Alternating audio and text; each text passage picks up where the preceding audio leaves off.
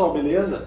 Meu nome é Manuel, sou formado em fisioterapia, sou professor universitário, tenho mestrado em educação física e atualmente faço doutorado em ciências do movimento humano.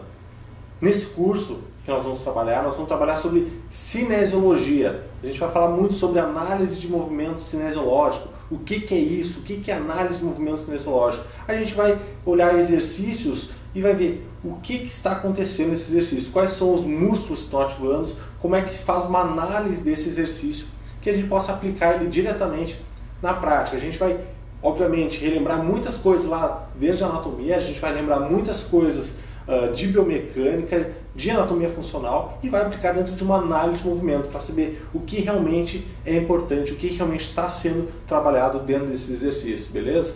Vamos lá.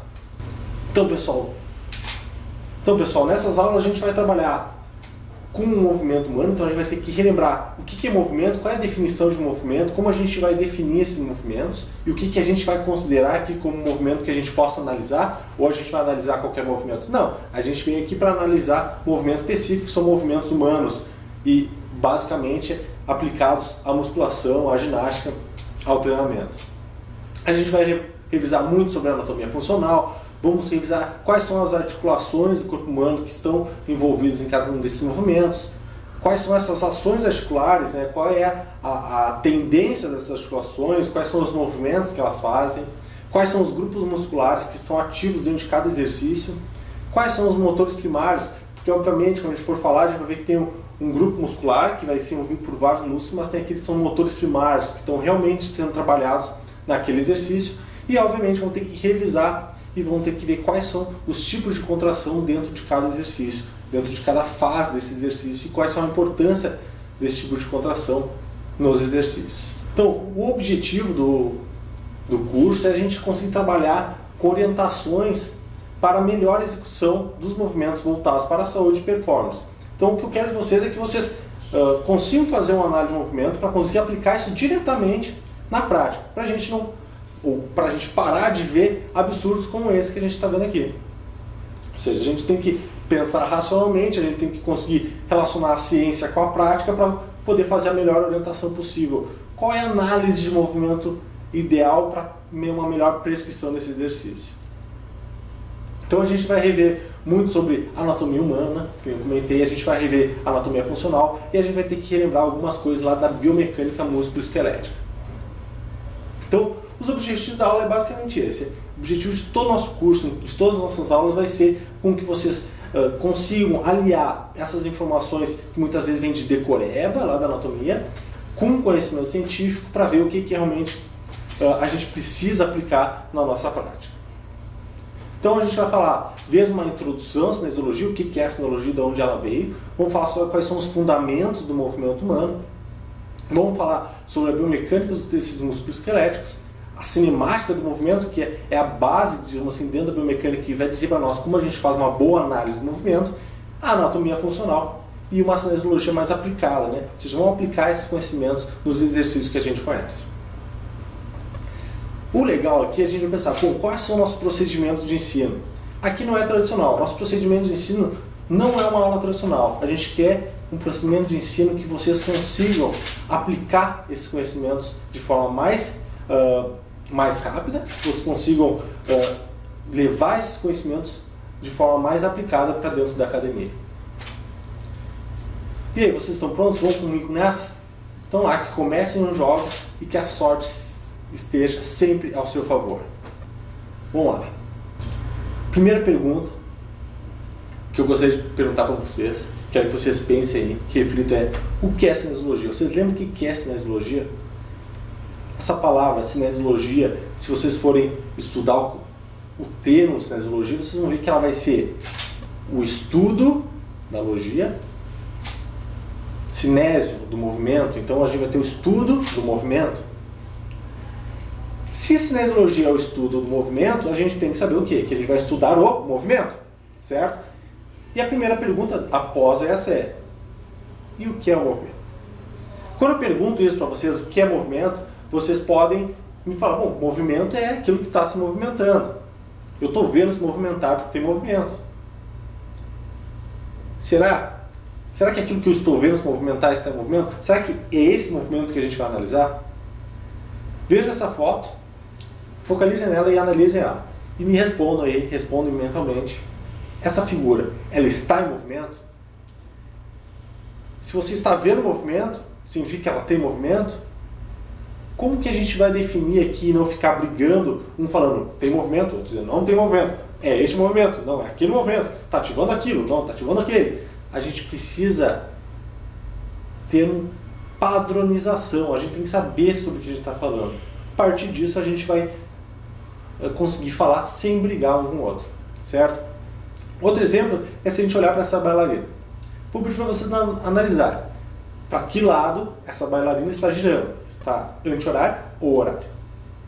Alguns de vocês, e a maioria, vai dizer que é no sentido horário. Mas alguns podem ter certeza que estão vendo ela girar no anti-horário. Qual é certo e qual é errado? Ambos podem estar certos. O que a gente precisa é a gente ter uma padronização do que a gente está falando, uma padronização do que a gente está vendo, certo? Para a gente não ter briga, para a gente não ficar discutindo o que realmente está acontecendo nesse exercício e o que realmente está sendo ativado nesse exercício, certo? Então é muito importante que durante as nossas aulas a gente seja o quê? Sincero com aquilo que a gente esteja vendo. A gente está vendo aquele movimento, aquela situação, neste plano específico, nessa situação específica. Beleza? Então, para iniciar, a gente vai definir o que é esse movimento. O movimento é basicamente, a gente pode dividir em duas partes. Movimento chamado de movimento linear e movimento rotacional, angular. Um movimento linear, primeiramente, é aquele movimento de translação. É um movimento conhecido como aquele movimento dos planetas, os planetas estão em fase, que são todos os pontos do corpo se movendo da mesma distância ou direção ao mesmo tempo. Então vejam só, vocês já viram falar isso em outras épocas da vida de vocês, lá quando estavam estudando geografia nos planetas. Tinha um movimento de translação, um movimento linear, que são todos os pontos do corpo se movendo da mesma distância ou direção ao mesmo tempo.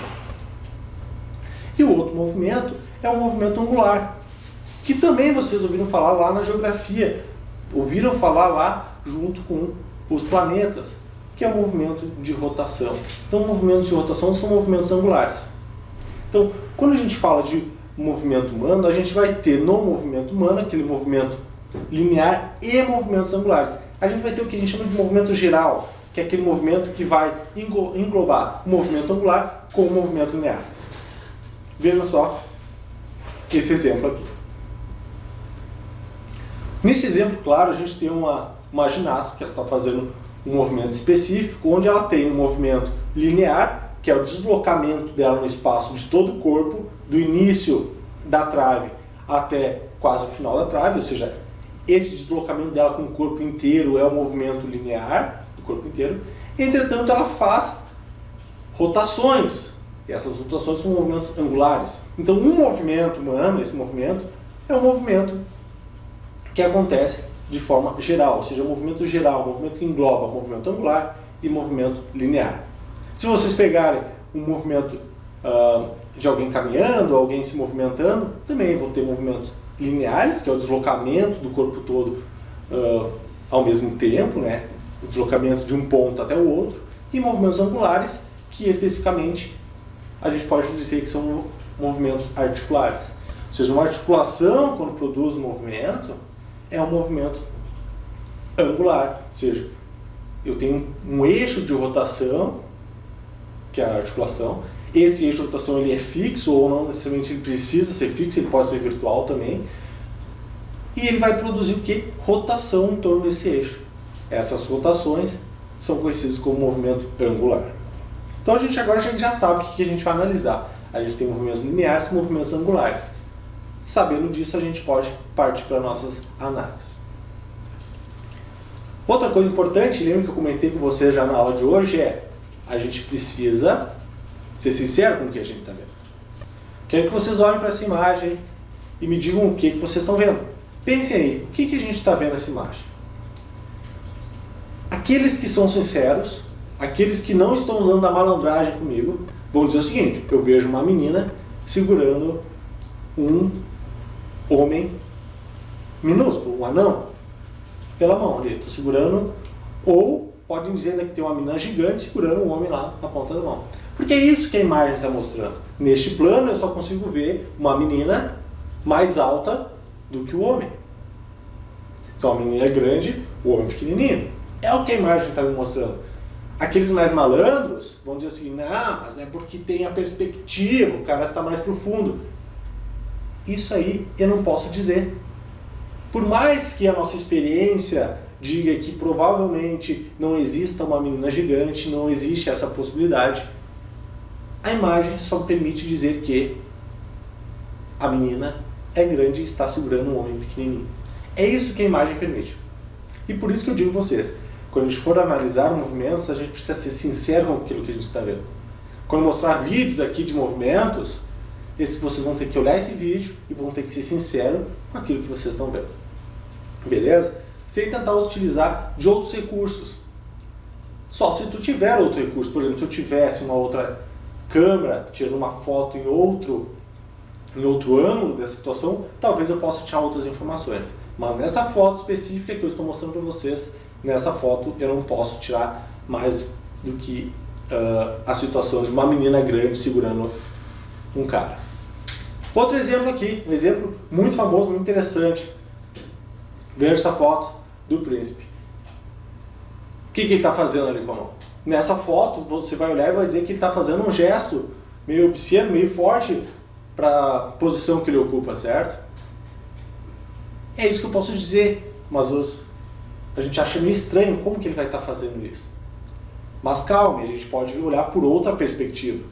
Por isso que vai ser muito importante nesse curso a gente diferenciar qual o plano melhor para a gente analisar esse movimento, essa situação. Será que eu estou olhando pelo plano correto, pelo local correto? Se eu olhar no plano correto, a gente vai ver que na verdade ele estava fazendo esse movimento.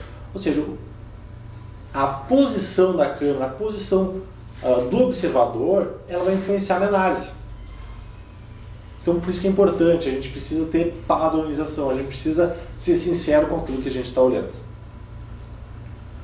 Então por isso a gente vai utilizar uma terminologia. Essa terminologia ela vai servir para quê? Para unificar nossas análises. A gente vai conseguir falar em diferentes posturas, os diferentes tipos de movimento, as relações de movimento com as posturas, com as posições. A gente vai falar sobre uma terminologia de análise para comparar e fazer inter-relações, para avaliar o movimento articular.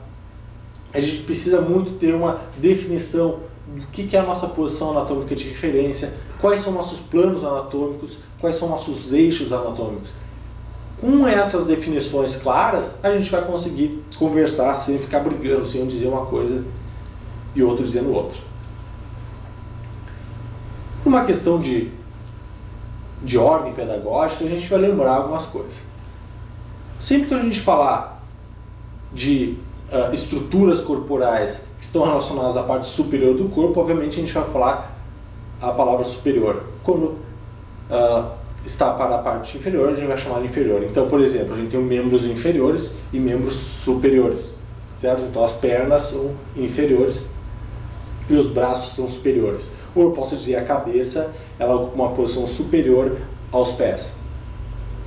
Eu vou utilizar também as palavras como proximal e distal. Como, por exemplo, o quadril ele é proximal. Proximal significa então mais próximo ao centro do corpo e distal mais afastado. Então, proximal, o quadril é proximal e o pé é distal. O meu ombro ele é proximal e a minha mão é distal. Beleza? Então, são nomenclaturas também importantes. O que mais? Medial e lateral. Medial relacionado então à linha média do corpo. Lateral se afasta da linha média do corpo. Então, eu vou pegar aqui meu nariz, ele é mais medial do que minha orelha, ou seja, minha orelha é lateral, meu nariz é medial. Por que isso? São definições, terminologias que, ao utilizar essas terminologias, para qualquer pessoa que eu falar que a mão ela é distal e o ombro é proximal, qualquer pessoa aí vai conseguir enxergar essa situação e eu não estou mentindo. Essa é a terminologia, esse é o padrão, vocês vão acreditar em mim. E ainda a gente pode utilizar anterior, para aquilo referente à parte anterior do corpo, e posterior. Eu posso falar assim, ó, o músculo glúteo máximo ele é posterior e o peitoral maior ele é anterior. No momento que eu falar isso, a gente sabe do que a gente está se referindo. Ainda a gente vai utilizar palavras como ipsilateral ou contralateral. Ou seja, ipsilateral está relacionada ao mesmo lado do corpo. Então, a mão direita e o pé direito são ipsilaterais, ou seja, estão no mesmo lado do corpo. Contralateral é no lado oposto, então eu tenho uma mão direita no lado e a mão esquerda contralateral. Nomenclaturas só para definição. Eu vou utilizar muito nomenclaturas como superficial e profundo, muito relacionado com músculos, então tenho músculos mais superficiais e músculos mais profundos. Então, por exemplo, o glúteo médio ele é mais superficial, o glúteo mínimo é mais profundo, ou seja, eles estão basicamente na mesma região anatômica no quadril, mas um é mais superficial e o outro é mais profundo. Então, o superficial mais próximo à superfície e profundo mais distante à superfície. Ainda a gente pode utilizar, principalmente falando em posturas, o decúbito, né? Então eu estou em posição deitado com a face voltada para cima, ou seja, eu estou com as costas na maca ou no aparelho ou no chão, significa que é o decúbito dorsal. Ou decúbito ventral, quando eu estou com a face voltada para baixo, ou seja, quando as minhas costas estão para cima, isso é um decúbito ventral. Decúbito dorsal, costas para baixo, olhando para cima. Decúbito ventral, barriga para baixo, costas para cima, olhando para baixo. Beleza? São decúbitos. Ainda tem um decúbito lateral, em lado, ou seja, esse exercício vai ser realizado em decúbito lateral. Ou seja, a gente sabe que a pessoa vai estar de lado. Vai estar em decúbito lateral direito, decúbito lateral esquerdo. Então eu sei qual lado ela tem que deitar. Não, esse exercício ele vai ser em decúbito dorsal. Então eu sei lá, o supino vai ser realizado em decúbito dorsal, ou seja, com a face virada para cima. Não, o exercício vai ser em decúbito ventral.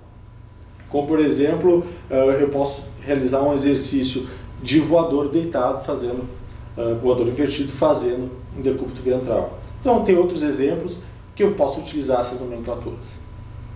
Depois, algumas não muito utilizadas, mas que são importantes, como por exemplo, palmar, relacionadas à palma da mão, plantar, a planta do pé, ou até bilateral, né, que é muito importante, ou seja, o exercício vai ser feito bilateralmente, utilizando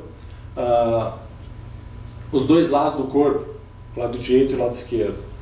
Agora a gente vai ver, pessoal, dar uma revisada nos planos de movimento. Por quê?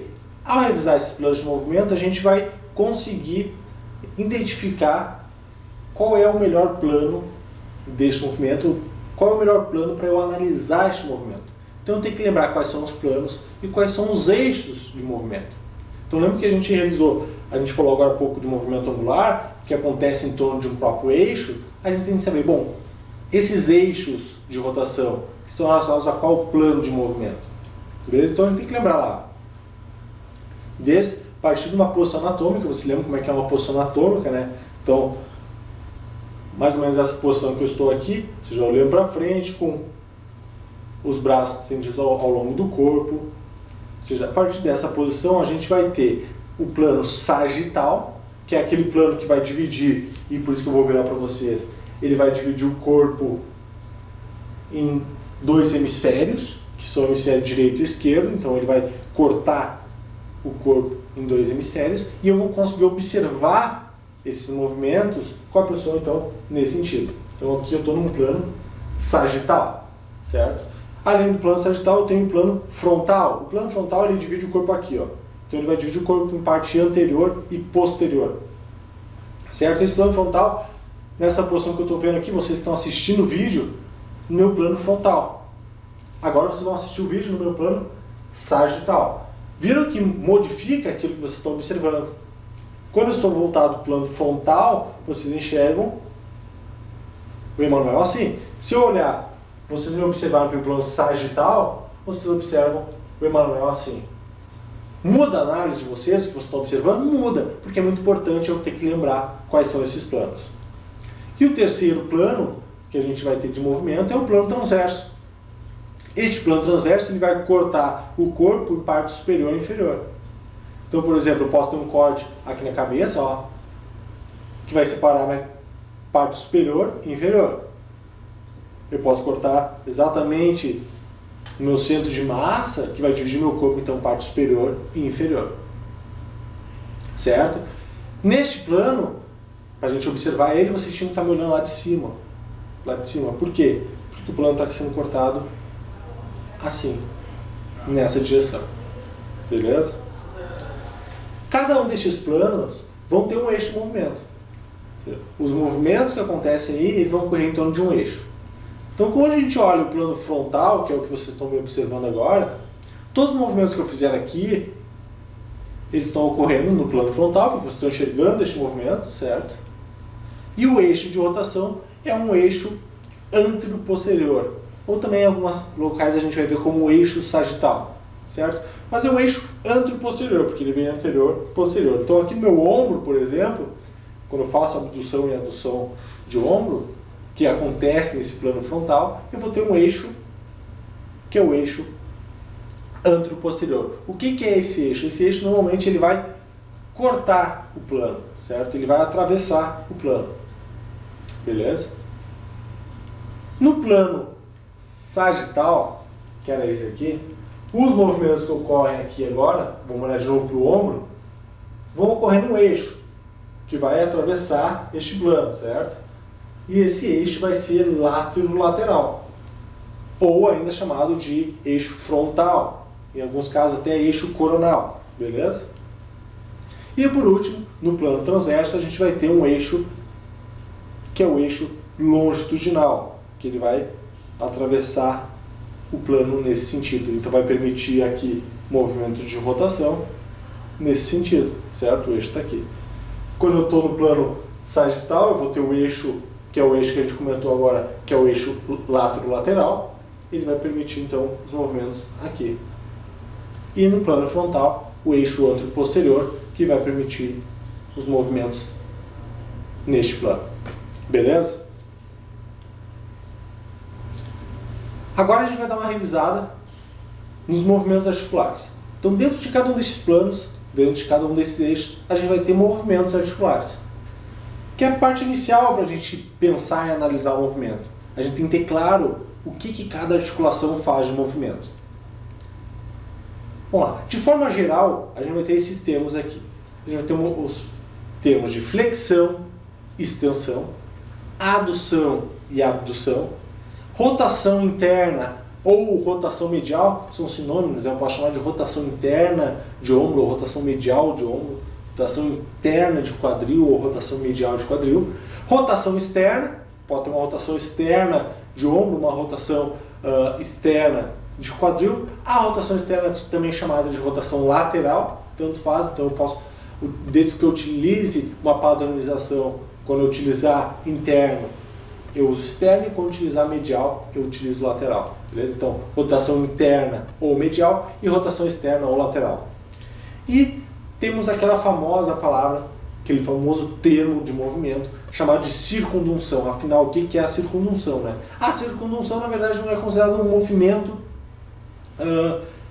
movimento propriamente dito. Na verdade, é uma combinação de movimentos que vai permitir que eu faça essa circundação do braço, do ombro, né, ou do quadril, por exemplo.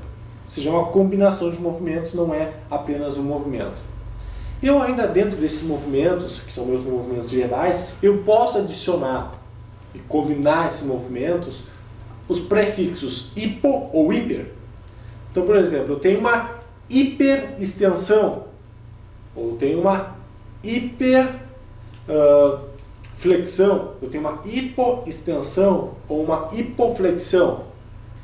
Obviamente a gente não ouve muito falar em hipoflexão ou hipoextensão, hipoadução, hipoabdução, porque normalmente isso está relacionado a uma incapacidade de realizar o movimento, ou seja, não consegue completar de forma total, ou seja, está fazendo hipo, ou seja, está relacionado a não completar aquela flexão ou aquele movimento. E hiper é quando tem um movimento exagerado. Hiper a gente vai ser bem comum, a gente vai utilizar isso, por exemplo, a hiperextensão. Eu vou mostrar para vocês uma aqui, por exemplo, uma hiperextensão de tronco, certo? Ó, então, com a minha coluna eu faço uma hiperextensão, ou ainda uma hiperextensão do quadril. Ou seja, eu tenho uma hiperextensão. Isso é bem mais utilizado do que o prefixo hipo, certo? Bom, o que é a flexão? Flexão a gente considera como aquele movimento que resulta numa diminuição do ângulo articular quando eu aproximo os ossos, normalmente ocorrendo no plano sagital. Então, eu quero analisar uma flexão, normalmente os movimentos vão estar ocorrendo no plano sagital. Então, por exemplo, fazer uma flexão de cotovelo. Essa flexão de cotovelo, ela está acontecendo, você está observando aí, no plano sagital. Ela acontece com a aproximação dos ossos, diminuindo o meu ângulo articular. A extensão seria o oposto, certo? A extensão vai ser esse movimento de aumentar o meu ângulo articular. Então, se na flexão eu diminuía, agora na extensão eu estou aumentando o ângulo articular, afastando os ossos, também normalmente no plano sagital. O movimento de adução é um movimento feito medialmente em direção à linha mediana do corpo. Agora, de adução, por exemplo, a adução do ombro, eu estou aproximando então o meu membro da linha mediana do tronco. Normalmente ele vai acontecer no plano frontal. Então é um movimento feito medialmente em direção à linha mediana do tronco, certo? O movimento de abdução vai ser o oposto da adução agora. Vai ser um movimento agora que é lateral. Eu vou afastar o membro da minha linha mediana do tronco, também normalmente no plano frontal. Então eu tinha uma adução que eu aproximava da linha mediana e agora uma abdução que eu afasto, ambos principalmente no plano frontal. Depois eu tenho uma rotação medial, ou seja, então eu estou fazendo uma rotação medial ou interna do meu ombro. Esse movimento é um movimento rotacional em torno de um eixo, que é o eixo longitudinal. E vejam, se o eixo é longitudinal, a gente sabe que acontece no plano transverso. Então eu tenho esse movimento de rotação em torno do eixo longitudinal em direção à linha mediana do corpo. Então, obrigatoriamente eu estou fazendo esse movimento de rotação em direção à linha mediana. Ao oposto disso, eu tenho movimento de rotação lateral. De novo, agora é um movimento rotacional em torno deste eixo longitudinal, afastando da linha mediana do corpo. Então, medial ou interna, eu vou aproximar da linha mediana, no eixo longitudinal, no plano transverso, e na rotação lateral ou externa eu vou afastar da linha mediana, também no eixo longitudinal, pelo plano transverso. Beleza? E por final, para deixar uma definição bem clara para vocês, aquela famosa circundução, que muitas pessoas consideram como um movimento, ele não é um movimento, ele é uma combinação de movimentos. E é muito interessante, porque se vocês forem nessas academias ao ar livre, que tem aquelas rodas de ombro lá, que a gente vê muitos idosos fazendo, muitas pessoas vão lá fazer porque é de graça, né?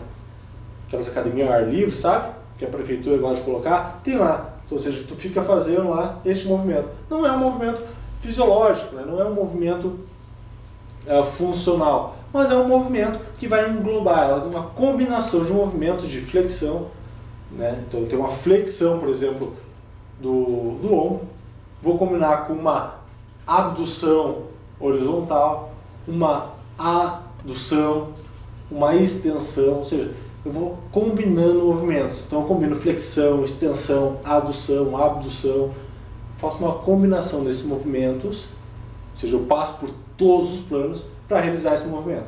Então o segmento corporal ele descreve aquilo que a gente chama de um cone, cujo vértice desse cone vai ser o meu eixo articular e a minha base vai ser a extremidade distal do meu segmento corporal.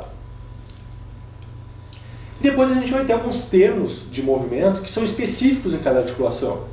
Por exemplo, quando a gente fala da articulação do tornozelo, lá na talocrural, o tornozelo ele vai fazer um movimento de plantiflexão, quando a gente fica na ponta do pé, e dorsiflexão, certo? Em alguns locais, vocês vão ouvir falar movimento de extensão e flexão. O que é mais utilizado dentro da cinesiologia, dentro de análise de movimento, vocês podem olhar nos artigos de cinesiologia e biomecânica, são plantiflexão e dorsiflexão. Essa é a nomenclatura mais usual, certo? mas alguns anatomistas ainda utilizam extensão e flexão, beleza? Os movimentos específicos, a gente tem movimentos de inversão do pé. Então agora não acontece no tornozelo, isso é muito importante. Aqui eu chamei do pé, tem uma articulação subtalar que ela vai permitir movimento de inversão e eversão, certo? Que de forma mais pedagógica a gente diz que é uma inversão e eversão do pé, certo? Então no tornozelo tem a plantiflexão, que fica na ponta do pé, e a dorsiflexão, quando eu aproximo a parte anterior do pé da parte anterior da perna, a inversão e a eversão no pé.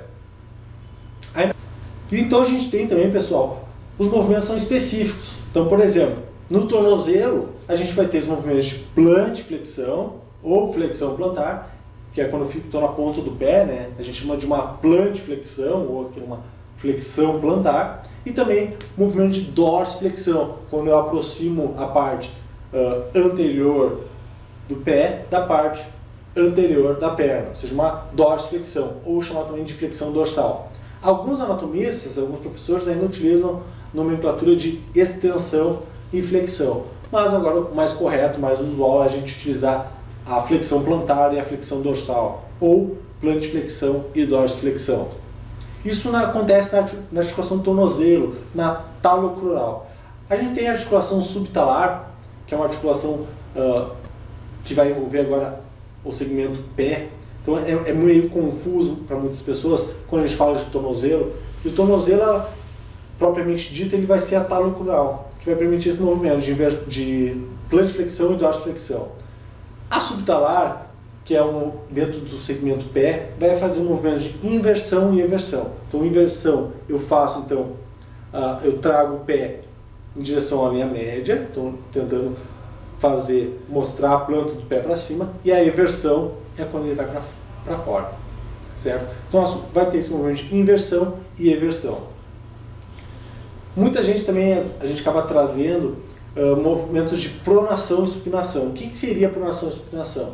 Eu vou ter na pronação uma combinação de movimentos de eversão com abdução também do pé, e de supinação eu vou ter uma combinação aí da inversão com a adução. Ou seja, eu tenho uma combinação de movimentos, né, que estão muito relacionados também com movimentos funcionais de corrida, que acontece durante a marcha, que acontece uma pronação e supinação do pé. De forma pedagógica, a gente vai focar chamando de movimentos do tornozelo a plantiflexão e a dorsiflexão, e movimentos da subtalar ou movimentos do pé de inversão e eversão, beleza? Depois a gente tem movimentos específicos que acontecem naquilo que a gente chama de símbolo do membro inferior, que é a cintura pélvica, né? A cintura pélvica, ela vai ter movimentos de inclinação anterior e inclinação posterior, que algumas pessoas vão chamar de anteroversão e retroversão, certo? O que é isso? Quando eu tenho, então, eu trago as espinhas ilíacas anterosuperiores para frente, eu vou ter então uma anteroversão. Quando elas vão para trás, eu tenho uma retroversão. Ou melhor, vou chamar ainda de inclinação anterior e inclinação posterior. A pelve ainda vai fazer movimentos que normalmente a gente esquece, mas elas ainda têm essas inclinações laterais, né, que são esses tilts laterais, que são comuns durante a caminhada, né? Então, ou seja, eu tenho esses movimentos na cintura pélvica. O ombro de específico, além dos movimentos gerais, que são de flexão, extensão, adução e abdução, rotação medial e lateral, ele vai ter esse movimento aqui, que é o movimento, então, quando eu abro o braço aqui, como se fosse aqui, ó, abrir os dois braços, eu tenho um movimento de abdução horizontal, ou chamado também de extensão horizontal. E quando eu fecho, eu tenho uma flexão horizontal ou uma adução horizontal. Eles são específicos de cada articulação. E nesse nosso símbolo do membro superior, na cintura escapular, a cintura escapular, gente, ela não faz flexão, ela não faz extensão, ela não faz rotação interna, externa. Não, gente. A cintura escapular ela vai fazer movimento de elevação, ou seja, quando a escápula vem para cima, e depressão. Ela vai fazer uma protração e uma retração. E agora, protração e retração podem ser chamadas também de abdução de escápula e adução de escápula.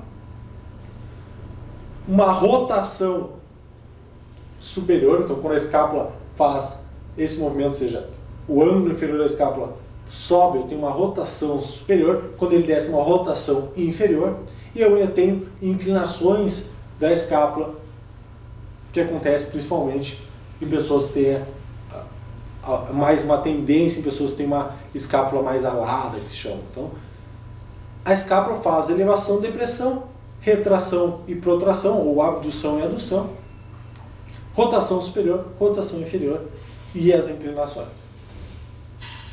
Na radionar, a gente vai ter movimento de pronação e supinação, então eu vou ter pronação e supinação. E vejam bem, pessoal, pronação e supinação não é de cotovelo nem de punho, ela é de radionar. Eu tenho a articulação radionar proximal e tenho a radionar distal. As articulações vão fazer os movimentos de pronação e supinação. E o tronco vai fazer uma flexão lateral, uma flexão lateral. Então, uma flexão lateral para a direita e uma flexão lateral para a esquerda.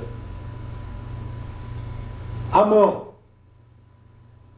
Temos a flexão, a extensão normal, como termo geral. A gente ainda vai ter, que na verdade a gente vai considerar o punho, né? A articulação do punho. Eu vou ter um desvio ulnar e um desvio radial do punho. Então, quando eu vou para o lado da ulna, eu tenho um desvio ulnar. Como eu vou para o lado do rádio, aqui ó, como esse aqui é o rádio, tem a anteninha do rádio aqui ó, é um desvio radial. Beleza, pessoal? Então, se a gente conseguir definir e ter claro para nós os movimentos articulares, quando eu observar algum exercício, já fica muito mais fácil eu saber qual é a ação articular que está acontecendo ali. O que está acontecendo ali? O que eu tenho que analisar ali? Qual é o ângulo que eu tenho que observar? Qual é o plano? Qual é o eixo que eu tenho que observar nessa análise de movimento? Beleza? Então, vocês têm que ter claro isso. Vocês têm que ter claro planos e eixos. A gente tem que ter claro movimentos de cada articulação. Beleza, pessoal? Eu espero que essa primeira aula a gente possa ter feito uma introdução legal, uma revisada muito importante dentro de conceitos que talvez estejam esquecidos. São conceitos que a gente acaba utilizando muito na prática, mas às vezes a gente esquece alguns movimentos. E é muito importante ter claro esses movimentos para a partir daí a gente partir para nossas análises de movimento. Beleza? Vejo vocês na próxima. Até mais. Tchau, tchau.